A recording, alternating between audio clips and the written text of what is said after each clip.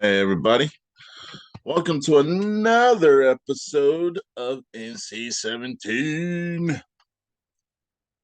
That last episode was a great episode. Not even gonna lie to you, not gonna hold you up. It was a great episode.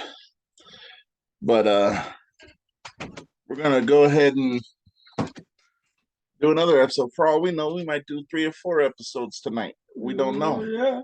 Yeah. But we don't just talk movies, we talk a little bit of everything. But before the show gets started, I would like to make mention of the very first ever live event that NC-17 is hosting, which is October 25th. We will be showing a screening of the movie Flesh from Wendigo Pictures. And on hand will be the director, the lead actress, and the lead actor. All three of them will be there. And after the film, they will be doing a Q&A. So if you are interested in going, there are a few tickets left. You have to reach out to me on Facebook or, Facebook. But yeah, it's going to be a fun night. So it's at the MJR Marketplace Cinema 20 in Sterling Heights. It's a sold out event, but we do have a few seats left because they were auctioned off by people. I'd like to give one shout out to Martez, who's the main proprietor and operator of Open Talk 313 The Flash, Detroit Wrestling Connection. He's always been a loyal supporter, and this is my boy George. Yeah, or Jorge. The George, there you go. The George. What is going on? Not much. But yeah, so October 25th, we will be doing a screening of Flesh.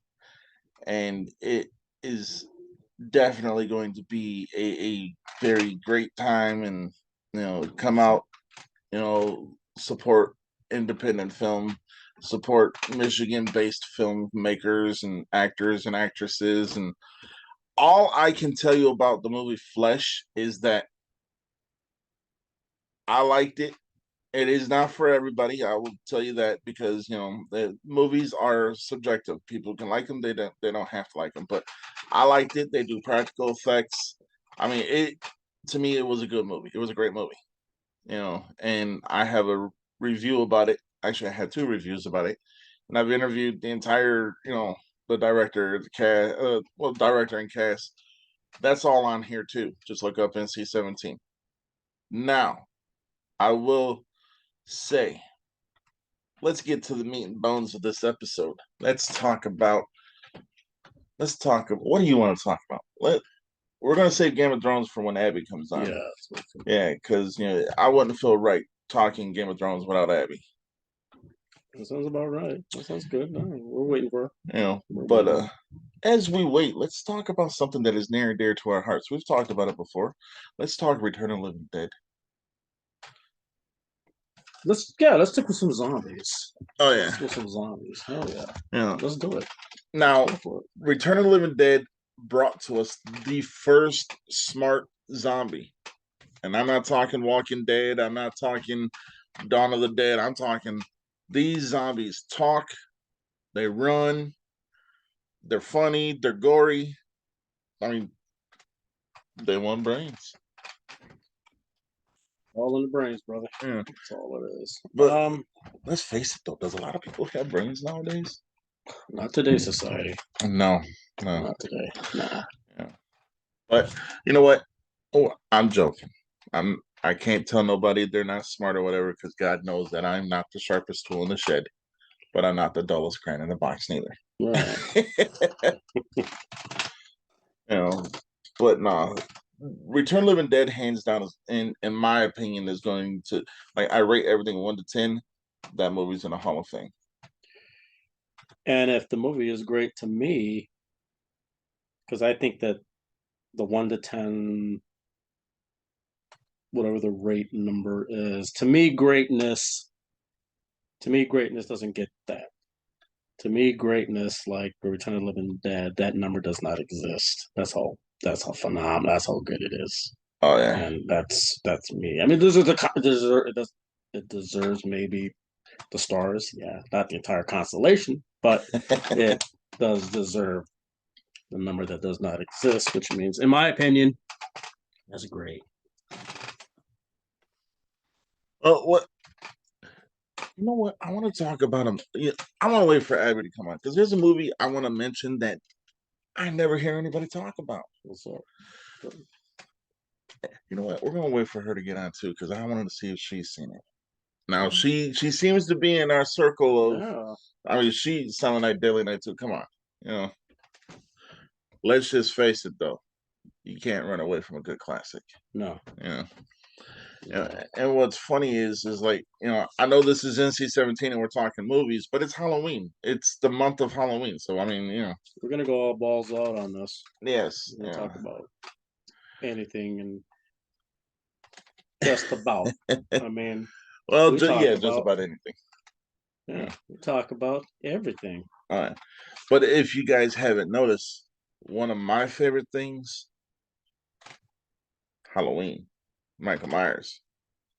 I should have worn mine.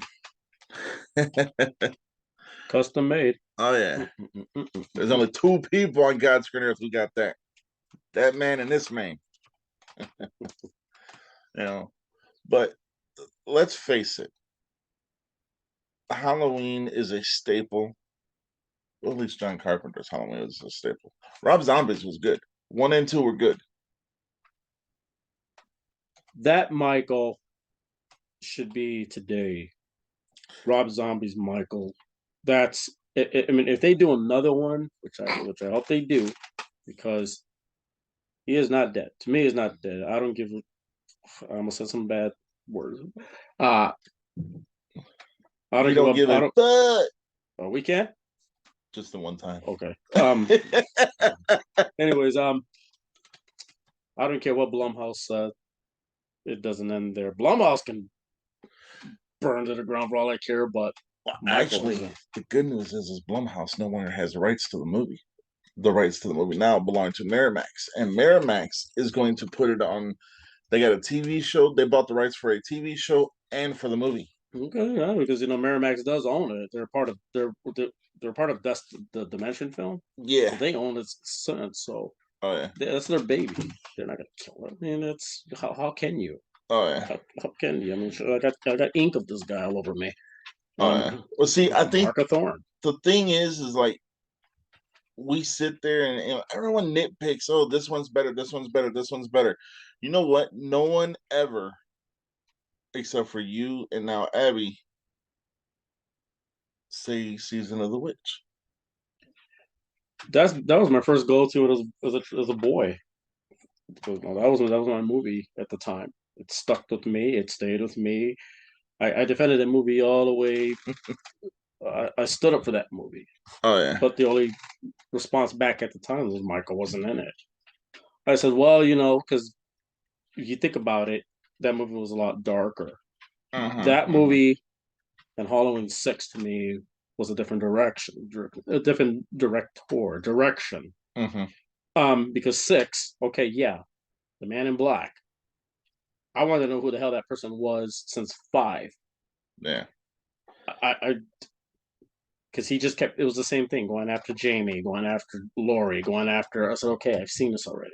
Oh yeah. Killing people who didn't deserve to die or getting away. But the guy got off the bus. So who's this guy? Who's this guy? Then the breakout. Years later, I kept bringing that up.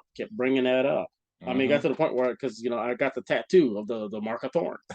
I wrote that everywhere. So then 6 shows up. A lot of people dumps on it. I don't see why. It was a different direction. I liked it. Yeah. I like both versions. Yeah. I think the director's cut was more darker. I mean, damn, bang, this got this girl knocked up.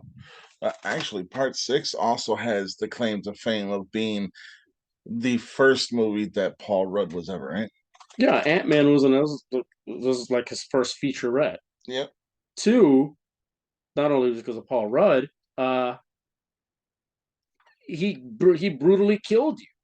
Oh yeah. Than the first 4. He stuck their head on a spike. He cooked somebody and blew them up. He ram an axe. I mean, just. But the point is that it was a different movie. It was a whole different movie, and I appreciated that. Right. Then all of a sudden, they brought Jamie back. H2O. I got nothing against her. I got nothing against what and what. But the only reason why when people say, "Oh, well, guess what? She's coming back," I roll my eyes and I don't watch it because I know the minute I see her name and produced by, she put money in this product, so I know she's gonna win. And all her fights are one side. I mean, it was one side. Watch H2O. He gets one swing. She's got like 50 swings on him. Well, the thing is also. Oh, hold on. Here we go. All right, and Abby is connecting with us. She will be with us in 1 second. Welcome back. I'm back. I am back. Nice. So we're sitting here talking about Halloween and how you and George were the George, Abby, George. Hi, George. Hello, nice. How are you? We were talking how you and George were the only two that mentioned Season of the Witch when it comes to the Halloween series.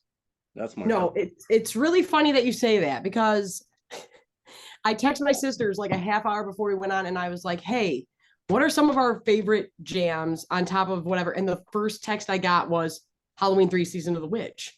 And that's my sister's ringtone, the whole nine. And I feel like it's overlooked because it was a cool concept and they were trying to do like an American Horror Story thing, but Michael's just he was too great to get away from it. But it's a cool idea and it's catchy. Oh yeah. Well, see, here's the thing. So 2 things on why I think a lot of people don't like it. One, because of the whole Michael Myers, but Michael Myers does make an appearance. He's on the little TV in the background in that one person's office. So he does make an appearance. But that was the first Halloween movie out of the whole series that killed a kid. Ooh. All the way up until this new trilogy that just came out. And then he killed the one kid. And then he killed the other kids in Halloween Kills. And then we're not going to talk about Halloween Ends, but I'm not going to lie. Mom and I, because she kept saying it, I didn't see the newest trilogy until like last week. And my mom's a grandma now. She's like, I want to see this granny kick ass. I want to see Jamie Lee Curtis kill it. I'm like, okay, cool. Let's watch it. The first one, I liked it. That was fine. Second one, okay. Third one, why aren't we beating the brakes off all of these? Once again, like children of the forest, I would fight every one of these teenagers. And I'm sorry. I mean, what band kids are the ones acting like delinquents outside of liquor stores? I mean, normally they're very nice. I was like, why did you go with it? What are you doing here? Everything about it was weird. Everything about it was strange. Also, who goes fisticuffs with Michael Myers in the sewer? Weird. And wins. Yeah, no, that doesn't happen. It was like watching a nephew or a son try to fight with their dad or their uncle at a barbecue. You were like, this doesn't happen. Stop it. Why are you getting manhandled by Michael in the sewer? Now, see, go ahead. No, you go ahead. Go on. See, the thing is like, with Michael Myers, the first 2 are just probably the end all be all of all Halloween movies. Oh, yeah. But when they went from 2 to 3, the funny thing is not a lot of people know that a lot of the producers from part 1 and 2 gave the green light for part 3. Right. Even Michael Myers was one of the agents. If you didn't know that, he was the guy that pulled the guy's head off. So the guy with the white hair and once the juice got punched out of him, he was the Michael Myers in part 2. Dick Warlock, right? Dick Warlock. Yeah. Now, I'm sure you've heard me talk about this, and I love him for it. But Dr. Loomis, the malpractice icon, he is he's just the best. He really is. He's just the best. Every time I watch them, I'm like, I don't even know if I'm watching this for Michael anymore or Dr. Loomis wielding a firearm in the middle of the suburb acting crazy. He's the star of the show. It wasn't just that. He's the only person I give a pass that talks Shakespearean. When he talks about the evil, he talks about all the other stuff. Yeah, Okay. and I don't know which psychologist I would rather not have, Harley Quinn or Dr. Loomis. I don't know if I want to be called the evil at my appointment. Give me someone who looks like Harley Quinn but talks like Dr. Loomis. I'll be happy. That's what we need. Warner Brothers, if you're watching, we need Dr. Loomis aesthetic in a Harley Quinn outfit. That's what we need. Well, see, what's funny is that speech he says where he ends it, not but pure evil. I'm getting that speech tattooed on me somewhere. I don't know where, but I'm going to. That's awesome. And my wife was like, "You're crazy." I was like, "Well, you don't watch horror movies, so you don't get my a doctor said this. A doctor said it. Right. Okay, it's all right. No, I was trying to think of things to ask you guys because I was just hyping this up. I was doing a original Exorcist review, and I'm not taking anything away from the Halloween theme, but I love Tubular Bells. Tubular Bells. I think that's the best. Which one again? Besides the Halloween theme, what's your favorite iconic horror film music? Oh, I have two of them. Let's hear them. And it might as well be a horror movie in a way. Mine's is the first one I'm gonna put Day of the Dead. The original Romero. I like it. It's got that reggae music, but it's a horror theme. It's got that heartbeat. You know what? Let me take that back. I do love Day of the Dead. Zombie.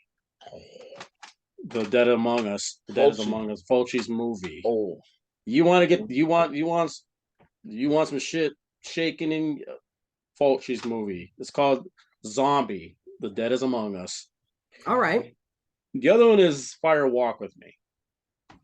Twin Peak.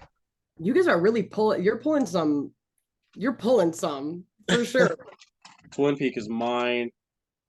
For fright and scare with the lights off. Fulci. Zombie. It's called Zombie. The Dead is Among Us.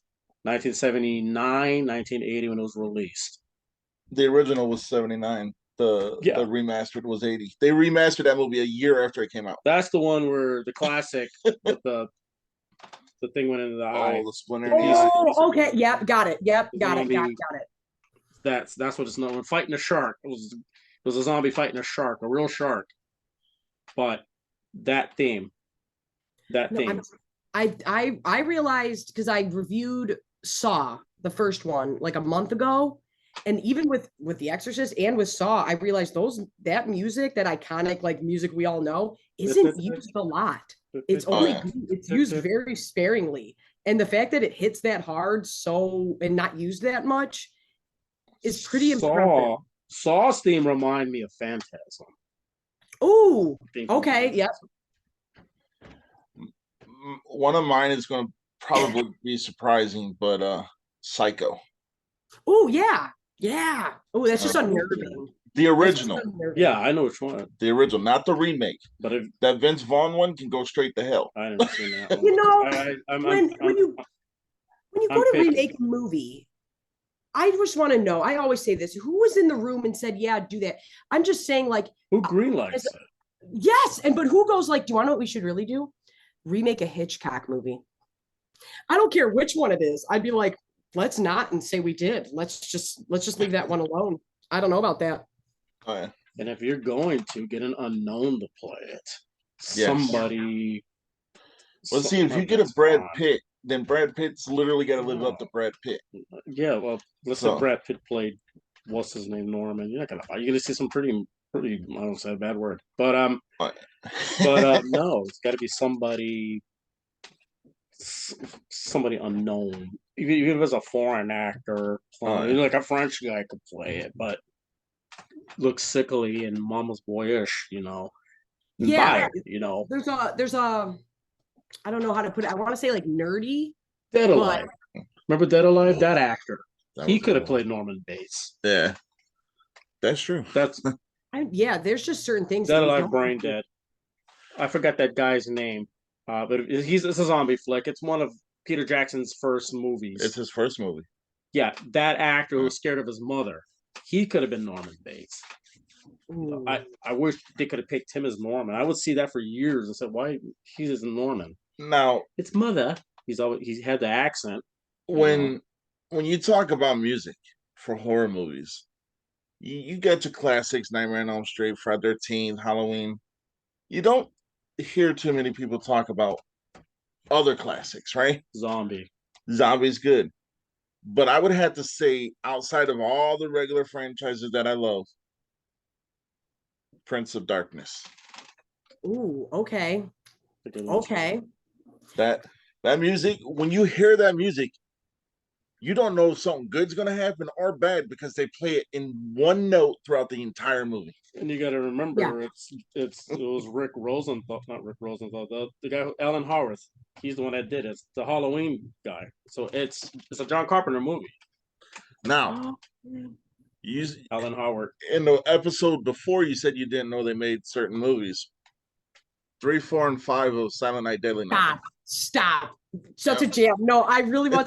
Because my mom yelled at. She's like, "You got to clear this space out. I need this shelving." I'm like, "Okay, fine." And I'm going through them like a month ago, and I was like, "Oh my gosh, we still have Silent Night, Deadly Night 1 and 2. We still have Rare Exports." I'm like, I don't know if anybody even knows what I'm talking about, and I'm just like this weird, rare genre of Christmas horror films of greatness, and I love it. I love it so much. You know what can be constituted as a horror movie kind of for Christmas, but it's a family movie, Scrooged. I can see that. Yeah. Done with Bill Murray? Yeah. And that's a scary concept. When Ghost of Future shows up, he's always a creep. In the elevator? Yep. Yeah. You saw the things in here? Yeah. Well, it's funny that you said that music thing, and now I'm thinking like, okay, well, what doesn't? And I have my giant thing over here. I know it's not a horror film, but it's definitely Halloween. But I've talked about this before. I don't know. You remember the 90s was a magical time when we could get all these things on a soundtrack for like The Crow? Oh, yeah. Like The Cure, Pantera. Oh, yeah. We don't see that stuff anymore. And it's so good. Every time I watch it or look at it, I'm like, this is an A-list group of performers on this soundtrack. This is crazy. Oh, yeah. Now, what's funny, not to cut you off, there's 2 soundtracks throughout the 90s that I listened to almost religiously. The Crow being one of them, and Twister. What was on the Twister soundtrack? So they had 2 songs that you could not go the entire summer without hearing on the radio. Yeah, and it got so ingrained in my head. I was like, no, I gotta go buy this damn CD. If you like the Crow soundtrack, I'll admit, I do like the first one. I really do. I love the music and everything. I'm not gonna. The second one, Cities of Angels Part 2. I own both of them. There's the one with all the artists. Hole was on there. Iggy Pop was on there. White Zombie before he was Rob Zombie, the Boogeyman, and then I bought the score because it sounded like a Catholic church. Like it was a different sound. The movie, I can't speak for the movie because it was Miramax effed it up really bad, but it was supposed to have been a different cut. It was a different movie. It wasn't supposed to be related to the first one, but they were like, this first one did it. We want part 2 to be like that. Part 2 was supposed to have taken place, which they did. It was supposed to have been done in an apocalypse world, like a Mad Max world. That's why when you watch it, there's no cops around. Everything looks like in hell, and they threw the Crow in there. But the soundtrack we're talking about, if you listen to it, I listened to that one. I listened to the first one, and I listened to part 2 more because it's got I forgot his name. His brother played the cop from Terminator. That which one, the cop? Oh, Robert Patrick. But his brother. I forget his name. His brother is a rock singer. Yeah. Okay. And he does the soundtrack to The Crow Part 2, and then he did Part 3. I'm trying to remember the Filter. It was called Filter. The group Filter. Excuse me. Now, to get off music for a minute, let's talk about a modern day classic horror movie that not a lot of people constitute as a horror movie. The Strangers. That's creepy masks in at the house, right? Creepy white masks at the house. Yeah. I remember that freaked me out real bad. I saw that at the Dollar Show, I think. Allen Park, which I don't want to talk about it. Yeah. That place raised me. I'm very upset about it. Allen Park Dollar Show. Oh, right. I saw Jason X. No, not Jason X. Friday 13th, Jason Goes to Hell there in the big theater.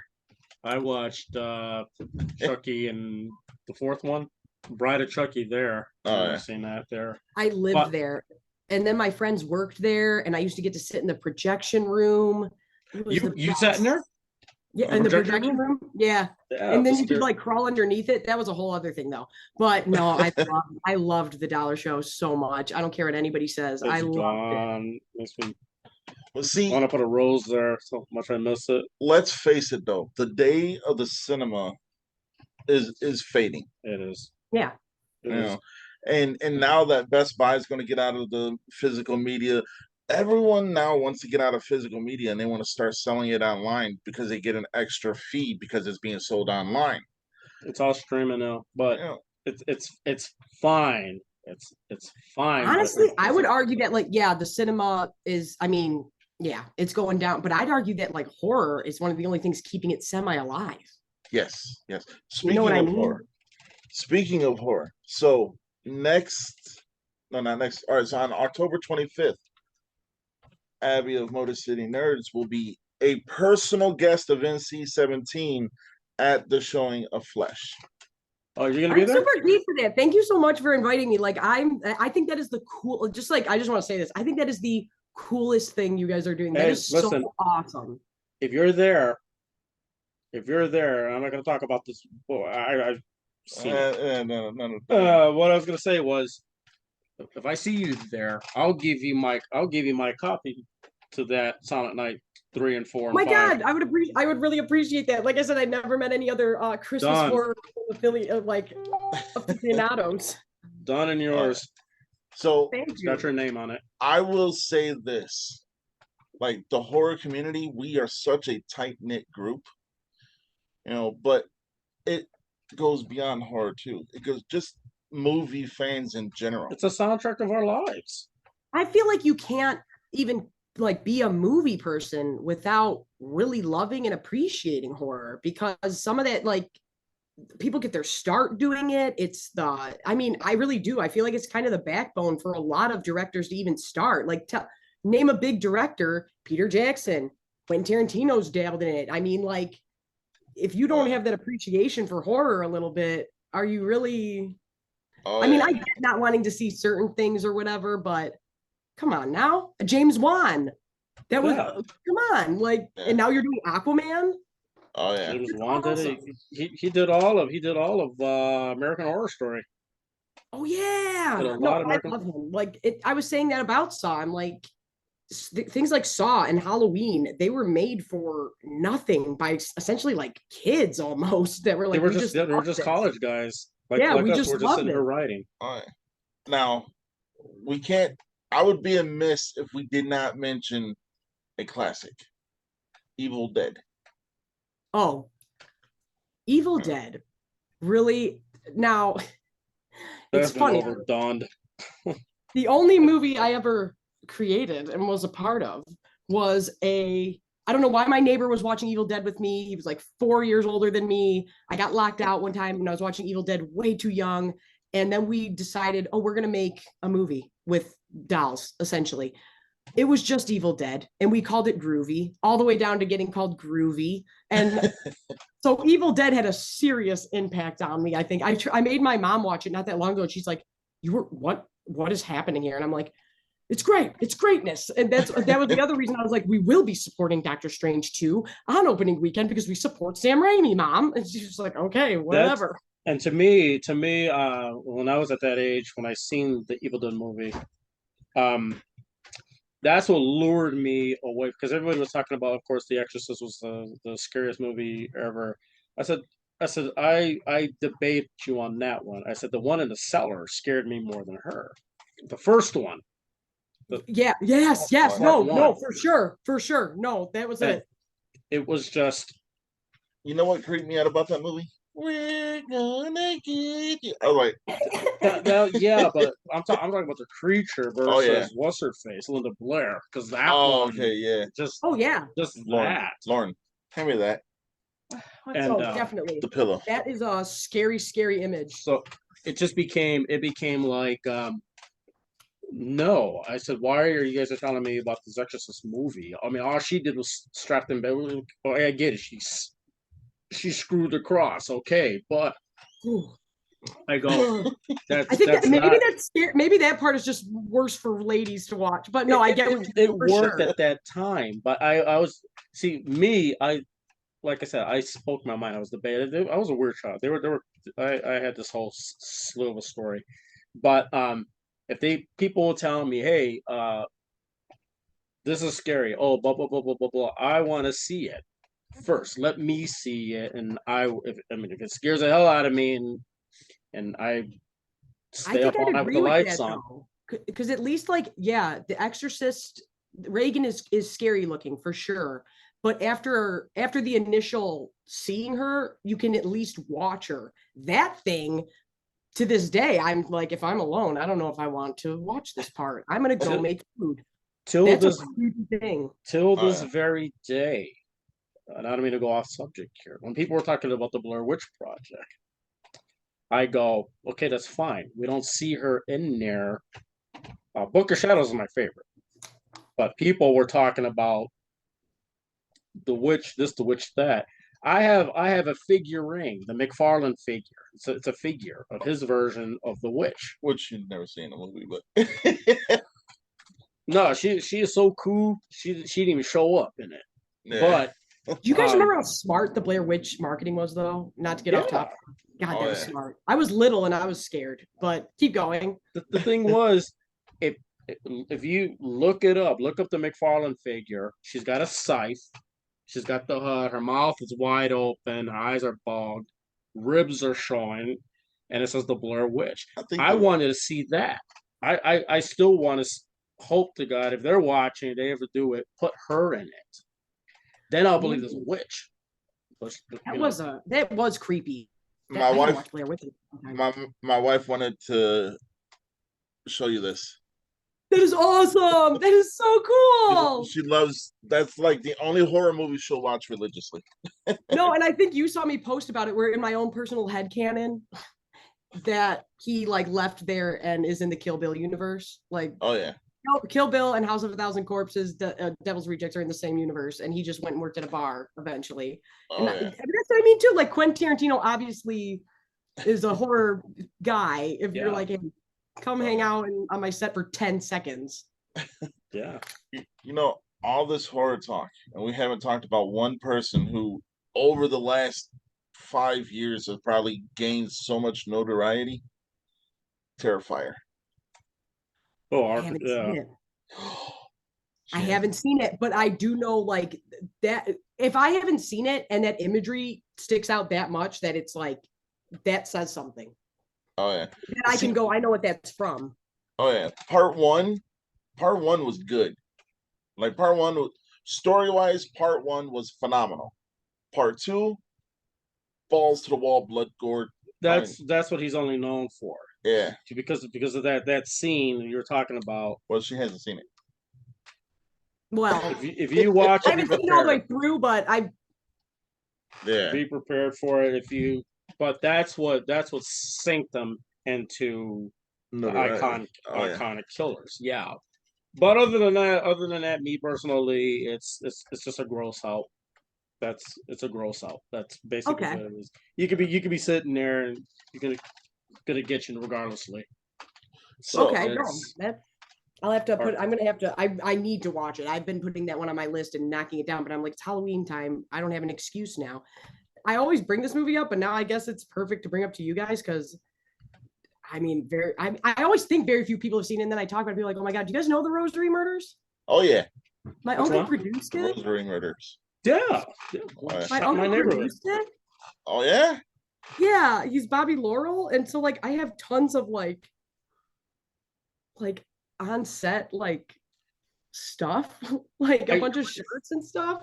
Oh I yeah. don't know. They all 20, say like the Rosary Murders on it, and no, he produced it. He wasn't like in it or anything. But my 20 grandma was just like, Donald Sutherland was the nicest man, and I'm like, oh, 20 years ago. 20 years ago, my mother's funeral was at that church. I got my mom married and dad there. got married there. Yeah, back in the 90s and when I was real young. Sure. I got Justice of the Pieces where I got married. Yeah, Holy Redeemer. you know where Dooley's is at? They ate there at There's a Dooley's. picture of him in Dooley's. Yeah, we went there after The church killer every lived upstairs. Sunday. The There killer you lived go. Yeah. upstairs. Yep. Yeah, Donald Sutherland's like this on the Dooley's picture. Yeah, Yeah. the black and white picture. Oh my Yep. God! Wow. Yeah, my great uncle Bobby produced it and was like really big on like, no, we're filming it where I grew up. Like he was really, really big on that. And my whole family went to Holy Redeemer. So I always bring it up, like, and like I don't always bring it up, but when people talk about it, I'm like, oh, have you ever seen Rosary Murders? But then I realized that when I was grabbing everything, I'm like, well, they probably know what the Rosary Murders is. And I'm like, it's not the Citizen Kane of horror movies, but it's good. It was a good movie. It was a good movie. You remember where he shot the priest when he hit him with the car?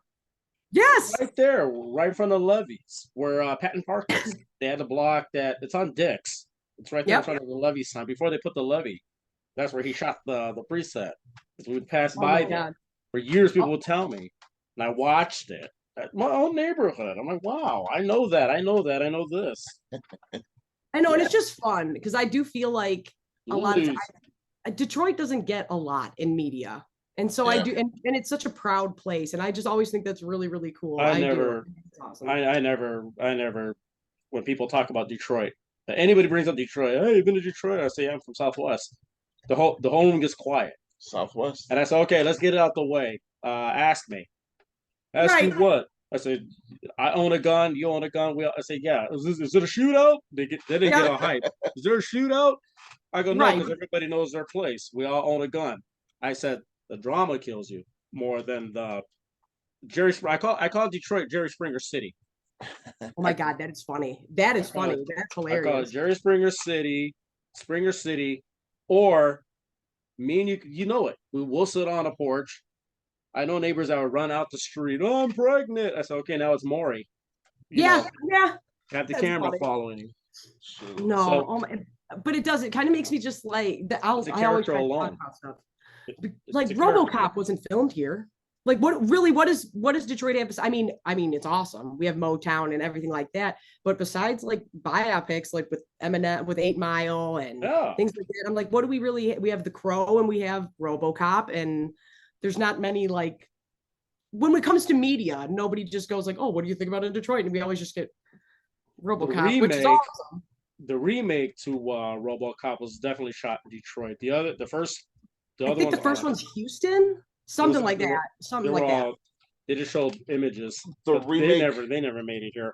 The remake of Red Dawn was filmed literally. Woodward. Yeah, I was working at the parking garage that they were literally right across street filming from. My sister was working. She worked at Henry Ford downtown, and then they had to move to another. She's not like in the medical industry. She's like in the business part. And I can't remember what they got moved for, but she was like, I came out of work today and there was 3 Transformers outside. And I was like, what? I was like, that is awesome. And I was like, you mean full-blown Transformers? She's like, yeah. Those movies put us on the map, put our city on the map. Because now, because of that fight they had at the train station, it's all people put so much attention to that. Now Ford bought it. Let me ask you about this. Does it distract you guys at all a little bit? Like when I was watching Batman vs Superman, I did get distracted a little bit because I was like, I know that building. I know where we're at. Yeah. It's cool. It's awesome. Yeah. How about Beverly Hills Cop 3? Actually, all the Beverly Hills Cop take place at the beginning in Detroit. Yep. Just bits. True Romance. Just bits of it. Yeah. True Romance definitely showed it. My God, there you go. I love that theme. Oh, that's a great theme. That's a great theme. I love that opening. It. They showed everything. Everything was the first 30 minutes. Yeah, they filmed like right on Atwater.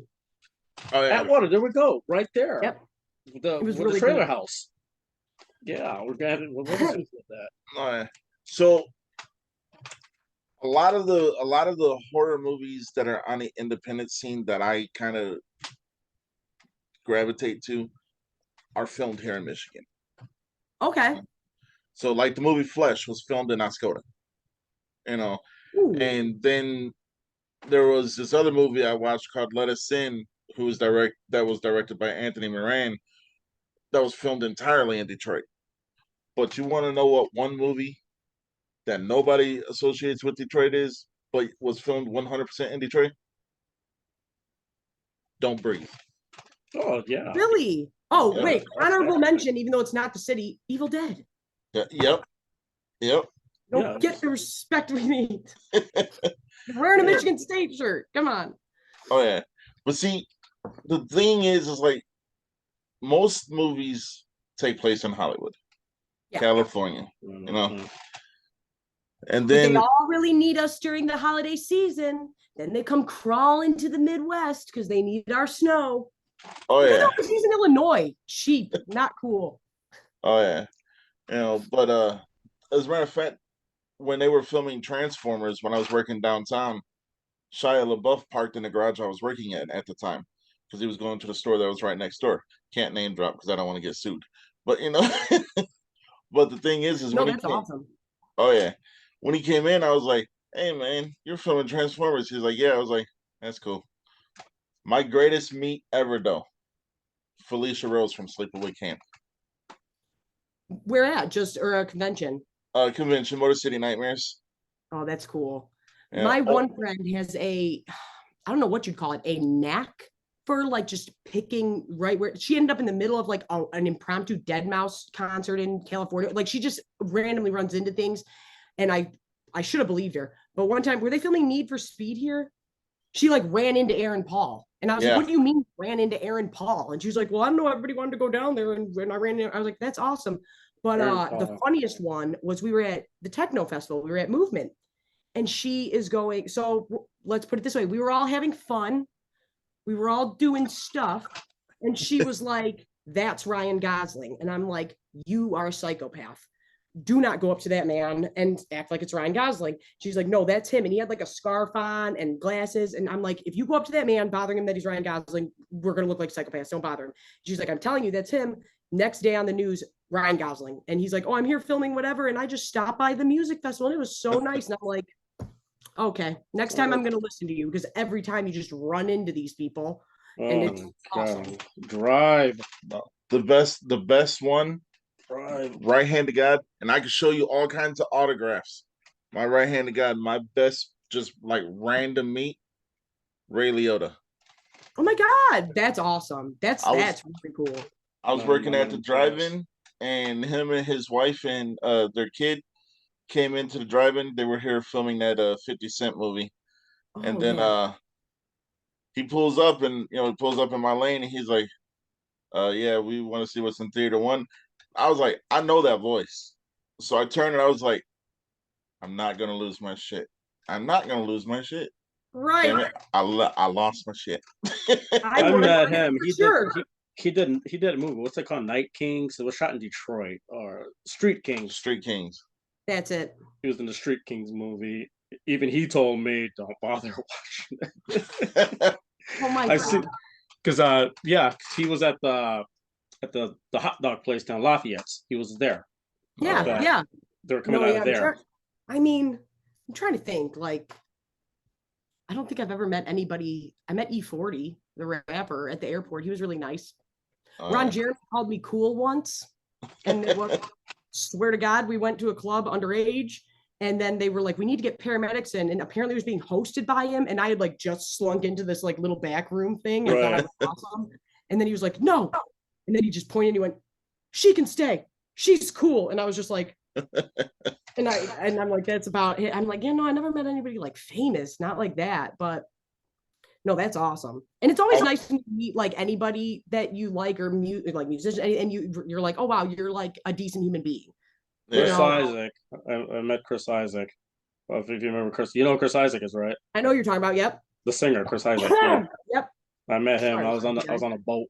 I was on a boat because I did a lot of singing back in the day, and he was there, and I sang one of his songs, like one of his side songs, Oh, and he was there. We're gonna that have must to be do a an, great feeling. all Like right, to know like you touch somebody like that. That's awesome. all right. We're gonna have to do another episode. We got 5 minutes left. Oh no! No, yeah, I was gonna say I'm down if you guys are. No, I am. I'm totally down. It's up to you All right. guys. Shoot, I'm down. You know, That's Well, fine. I'm trying to think of things to ask you guys about stuff, so I'll come up with a couple good ones in this little tiny break. all right. Well, I know we want to talk about Game of Thrones when we come back. Oh my God, do you? Oh yeah. Yeah. Okay. Was it well? Before we go, I have. still. Wait, let me ask you guys this really quick. What was the horror film when you were a kid that either you didn't mean to watch it or something, it scarred you? What was the first horror movie to be like, that thing right there scared me? Or maybe it wasn't a horror film. I really don't like that Wolf in the Never Ending Garbage Story. Pail Kids. No, I'm just playing. I'm just playing. Mine, and I know it's cliche. I was only 7 when I first saw it, but the original Exorcist. When her head started spinning, I was like, "That shit's not natural. I'm leaving." There was a movie that scarred me. There was a movie that scarred me for, and I didn't even know it was a horror movie, like you said. And I was a kid, and I couldn't get my eyes off it. I wanted to shut the TV off, but I couldn't. The Brooke Shields movie, Ella Sweet Ellis. Oh, okay. Yeah, no, like I said, that Wolf in the Never Ending Story scares me to this day. I think I got something weird with weird eyes. That's when I get real freaked out. It was And this mask that she had on. An ET. And it wasn't even ET though. It was when they tent their house. So I guess that kind of carries on to like, I'm afraid of the government. But like ET really scared me. Well, here's the funny thing. So when I was like 5, maybe 6 years old, I was just getting into the whole Sesame Street thing and everything like that. Now I had seen them, but I never heard them talking and stuff like that. And once Big Bird said hello, I was like, "Nope, I'm done. I'm done with this puppet. I'm done with this puppet." Oh yeah. Chuck E. Cheese scared the shit out of me when I was a boy. Me too. I did not like that. Nope, wasn't a fan. That's all they did. The eyes, especially when the eyes close. But you know what, though? Like, Chuck E. Cheese has been the basis of some of the best, cheesiest movies. I don't know. Willy's Wonderland, the upcoming Five Nights at Freddy. All that's based off of Chuck E. Cheese. Yeah. And a lot of people are like, no, it's not. It's a valid fear. Oh yeah. I tell people just to mess with them. Oh, Five Nights at Freddy, and I would purposely mess with them. I said they got that from Willy's Wonderland with Nicolas Cage, even though I know it's not true. But I get people to watch it. I showed the trailer to my mom, and she just goes, "This is supposed to be funny, right?" And I'm like, "No, she's like, come on." It's like she thought I was messing with her. I was like, "No, Mom, it's supposed to be like scary." And she was just like, "We'll go see it. We'll go see it." I'm like, "Okay, whatever." But she cracked me up because normally she's not big into horror though. She's not in. So this is supposed to be funny, right? I'm like, "No, it's not supposed to be funny, Mom." But like the concept to her is just funny. But I'm like, that's a valid fear. My sister used to be, for real. She was Caesar at Caesarland. And I'm just like, I don't know. There's something about having your face covered that I didn't like as a kid. Caesarland. What happened to that? Bankrupt. It's gone. Yeah, why did that? I don't know. I bet you it was like a health hazard. Oh yeah. I had to say something though. Like speaking of off movies and everything like that, and like just changing the subject completely. I want to give you and your mother credit. Oh my God. Because you guys, and I'm not gonna say it's hard to impress me because I'm not egotistical like that. But it's hard for me to get enthralled in someone else's excitement. When you guys checked out the trailer for John Wick, I called my wife downstairs. I was like, "You need to see their reaction to John Wick," and she was like, "Why?" I was like, "Just watch it." And then when she watched it, she was like, "There's some rad people right there." Oh my God, no! Thank you so much. No, I really I appreciate that because honestly, and I'll say it really quick. I know we don't have long. That is one thing. Like I guess I'm just really lucky because I'm like, no, I really do. I'm like, I'm geeked.